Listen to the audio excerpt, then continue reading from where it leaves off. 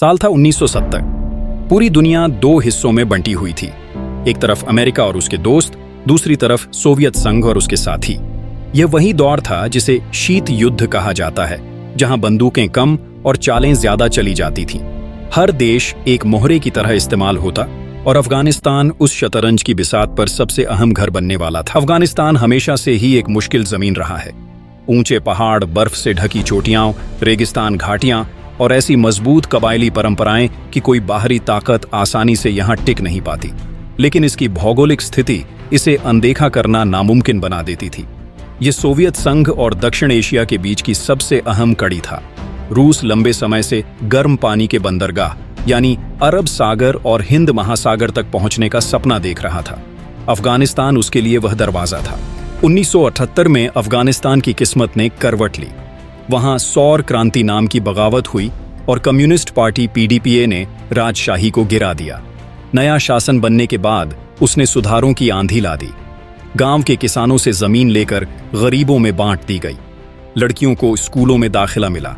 शादी ब्याह की पुरानी प्रथाओं पर रोक लगाई गई।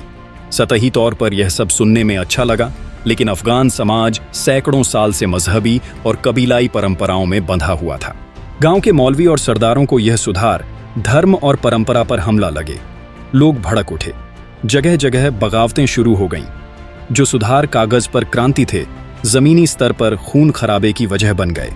सरकार ने विरोध को दबाने के लिए बंदूक उठाई। जेलें भर दी गईं। गांवों पर गोलियां चलीं। हालात इतने बिगड़े कि खुद कम्युनिस्ट पार्टी के अंदर ही दो धड़े आपस में लड़ पड़े। सोवियत संघ के कान खड़े हो गए। अफगानिस्तान उसका पड़ोसी था और वहां की सरकार उसकी विचारधारा पर चल रही थी। अगर यह सरकार गिरती तो अमेरिका और पाकिस्तान को खुला मैदान मिल जाता। 1979 आते आते हालात इतने बेकाबू हो गए कि सोवियत नेतृत्व ने एक खतरनाक फैसला लिया। 25 दिसंबर 1989 की रात इतिहास का रुख बदल गया। हजारों रूसी टैंक और बख्तरबंद गाड़ियां अफगान सीमा पार कर गईं। हेलीकॉप्टरों से सैनिक उतारे गए। राजधानी काबुल में पलक झपकते ही राष्ट्रपति अमीन का तख्त उलट दिया गया और सोवियत समर्थक नायक बबरक कारमल को सत्ता में बैठा दिया गया। दुनिया को बताया गया कि हमने सिर्फ दोस्त की मदद की है, लेकिन असलियत सब जानते थे। यह अफगानिस्तान पर कब्जा था। लेकिन अफगान जनता कोई साधारण जनता नहीं थी। उनके खून में ही आज़ादी की तड़प थी। जैसे ही रूसी सैनिक उतरे, वैसे ही पहाड़ों से आवाज उठी, जिहाद। गांव-गांव से लड़ाके निकले, जिन्हें बाद में मुजाहिदीन कहा गया। उनके पास न तो आधुनिक टैंक थे, न ही बड़े-बड़े हथियार, लेकिन उनके पास वह था जो सोवियत सैनिकों के पास नहीं था, अपने वतन के लिए मरने की आग। जंग शुरू हुई। रूसी सेना के पास दुनिया की सबसे ताकतवर मशीनरी थी। हेलीकॉप्टर गड़गड़ाते हुए घाटियों में उतरते, टैंक पहाड़ों की तलहटी में गरजते, बम बरसाए जाते, गांवों को जलाकर राख कर दिया जाता। लेकिन मुजाहिदीन सामने से नहीं लड़ते थे। वो गुरिल्ला जंग लड़ते, छोटे छोटे दस्ते बनाते, अचानक हमला करते और फिर पहाड़ों की अंधेरी दर्रियों में गायब हो जाते। सोवियत संघ ने सोचा था कि यह जंग कुछ महीनों में खत्म हो जाएगी, लेकिन 1980 का साल बीतते ही यह साफ हो गया कि अफगानिस्तान को घुटनों पर लाना आसान नहीं। और तभी एक और मोड़ आया जिसने इस जंग को सिर्फ अफगानिस्तान और सोवियत की लड़ाई नहीं रहने दिया, बल्कि पूरी दुनिया की राजनीति इसमें घुस आई। अमेरिका और उसके दोस्त पहले से ही सोवियत से नफरत करते थे। उन्हें यह सुनहरा मौका लगा। पाकिस्तान उस वक्त जनरल जियाउल हक के शासन में था और उसने खुद को अमेरिका का सहयोगी बना लिया। CIA ने गुपचुप तरीके से अरबों डॉलर के हथियार और पैसे मुजाहिदीन तक पहुंचाने शुरू किए। पाकिस्तान की जमीन ट्रेनिंग कैंप बन गई। सऊदी अरब से भी पैसा आया। सबसे बड़ा खेल तब हुआ जब CIA ने मुजाहिदीन को स्टिंगर मिसाइल दी। यह एक छोटी सी मिसाइल थी, लेकिन जानलेवा थी। इसे कंधे पर रखकर कोई भी चला सकता था और यह सीधे आसमान में उड़ते रूसी हेलीकॉप्टरों को गिरा देती। सोवियत सेना के लिए यह बिजली गिरने जैसा था। उनके हेलीकॉप्टर, जिनके दम पर वो घाटियों में दबदबा बनाते थे, अब ताबूत बनकर गिरने लगे। जंग भयानक हो चुकी थी। रूसी सैनिक थक गए। वो दूर दराज गांवों में लड़ते, जहां उन्हें पता भी नहीं होता कि दुश्मन कहां छिपा है। कई बार उनका सामना बच्चों और बूढ़ों से होता, जिनके हाथों में भी बंदूकें आ चुकी थीं। सैनिकों का मनोबल गिर गया।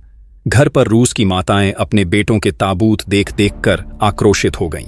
दूसरी तरफ अफगान जनता भी नरक झेल रही थी।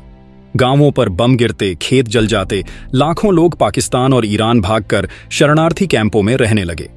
स्कूल और अस्पताल बर्बाद हो गए। एक पूरी पीढ़ी युद्ध के शोर और खून के साए में बड़ी हुई। 1985 आते आते सोवियत संघ खुद अंदर से टूटने लगा। उसकी अर्थव्यवस्था डगमगा रही थी। करोड़ों रूबल इस जंग में झोंक दिए गए, लेकिन नतीजा शून्य था। नई पीढ़ी के नेता मिखाइल गोर्बाचेव ने सत्ता संभाली और साफ कहा, यह जंग एक खून का दलदल है, हमें बाहर निकलना होगा। 1986 में सोवियत संघ ने वापसी की तैयारी शुरू की। 1988 में जिनेवा समझौता हुआ, जिसमें अमेरिका, पाकिस्तान, अफगानिस्तान और सोवियत संघ के बीच समझौता तय हुआ कि रूसी सैनिक वापस लौटेंगे। आखिरकार 15 फरवरी 1989 को आखिरी रूसी सैनिक अफगानिस्तान की धरती से बाहर चला गया। यह दिन इतिहास में उस साम्राज्य की हार के रूप में दर्ज हुआ जिसे कभी अजेय माना जाता था। अफगानिस्तान ने दिखा दिया कि उसके पहाड़ों और घाटियों को कोई ताकत कभी भी अपनी जंजीरों में नहीं बांध सकती। लेकिन अफगानिस्तान का दर्द यहीं खत्म नहीं हुआ। सोवियत सैनिकों के जाने के बाद मुजाहिदीन आपस में लड़ पड़े। सत्ता की लड़ाई ने देश को फिर से खून में डुबो दिया। इसी अराजकता से तालिबान नाम की ताकत उभरी, जिसने अफगानिस्तान को और अंधेरे में धकेल दिया। यह जंग सिर्फ अफगानिस्तान को नहीं बल्कि सोवियत संघ को भी तोड़ गई। लाखों लोग मारे गए, करोड़ों बेघर हुए और इसी हार ने सोवियत साम्राज्य के पतन की नींव रख दी। आज भी जब कोई बड़ी ताकत किसी छोटे देश पर कब्जा करने की कोशिश करती है तो अफगानिस्तान का नाम याद आता है, वो जमीन जहां किसी ने कभी जीत हासिल नहीं की।